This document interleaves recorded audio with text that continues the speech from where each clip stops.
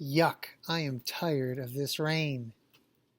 Rain, rain, go away, come again another day. Miss Deborah and Miss Shake want to play, so rain, rain, go away.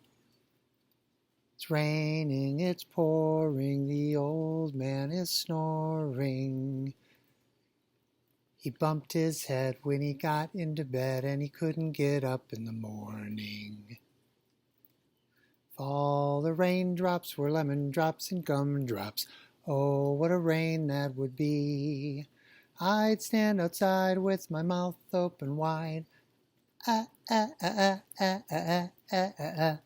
If all the raindrops were lemon drops and gumdrops, oh, what a rain that would be. Hey guys, it's Mr. Kevin, and it's still raining out here. And even though we complain about rain all the time, we have to have water to survive, for our bodies to survive. All the plants, all the animals in the world have to have water.